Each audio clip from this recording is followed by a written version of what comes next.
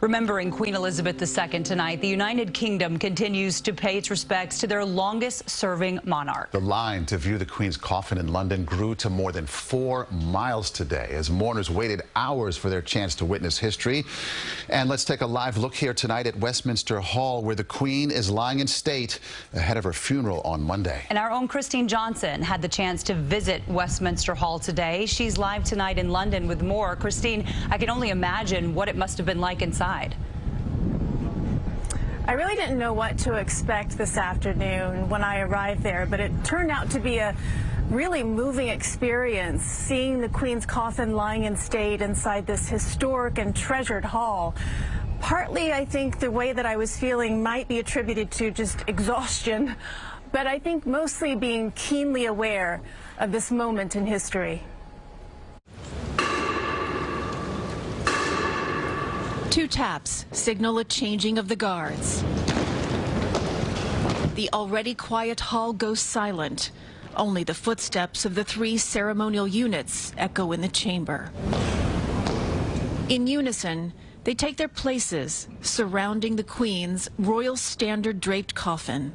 A wreath of white roses and dahlias sits atop, along with the imperial state crown adorned with diamonds, rubies, and sapphires, and Her Majesty's orb and gold-jeweled scepter. The gentlemen at arms with their swords, the Royal Company of Archers with their distinctive eagle feathers, and the yeomen of the guard taking around-the-clock 20-minute shifts to ensure the Queen never stands alone. Another 2 taps signal the start of the new shift, and mourners are allowed to pass once again. They come from many different places, but hold the same unconditional respect for a sovereign they call their queen. They wiped away tears, comforted each other, even walked backwards, making the most of this brief time. Some with one final look, and another blowing a heartfelt kiss. These deep, personal moments, now a part of this 1,000-year-old historic hall's existence, with magnificent oak-beamed arch ceilings and hand-carved angels bearing witness to Westminster Hall's endurance, the only Parliament building that survived a massive fire in 1834 and bombings in World War II. A fitting place for the longest-serving monarch to lie in state. Queen Elizabeth, a stoic and steady presence, just as she pledged 7 decades ago. I declare before you all that my whole life, whether it be long or short, shall be devoted to your service.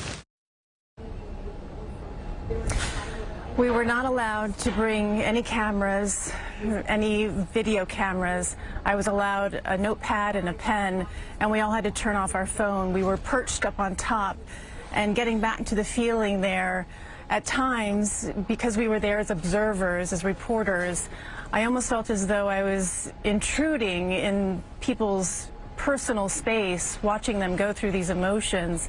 And Jessica and Maurice, you've been there before, but really it's part of history, and it's our job to report it. Private moment in the most public place, the echoes of history echoing throughout that chamber there. Kristine, that's pretty amazing stuff. What about King Charles? We've been wondering about him. He's been going nonstop since his mom passed, and he got a break today finally, right?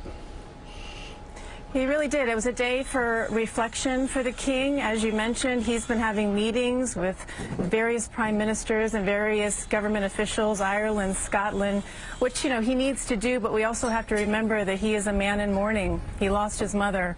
And tomorrow he will also take some moments with his mother, at his mother's casket, along with his siblings when they do a silent vigil there. As for the Prince and Princess of Wales, well, they did not have a day off today. They were actually at Sandringham, one of the Queen's estates, and they came out to meet some of the crowds there today. They took a moment to look at the flowers, and all of the cards continued to be left inside, or rather outside, some of the palaces around London.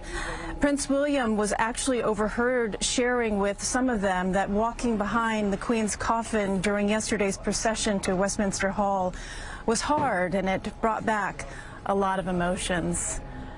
Jessica, Maurice, back to you. Yeah, you could feel it. You could really feel it, even from here. Kristine, thanks so much. We will see you back here in just a little bit. And we're going to hear from Kristine again coming up at 5:30. And there's much more coverage of the death of Queen Elizabeth on our website, including a look back at the Queen's life. It's all at cbsnewyork.com.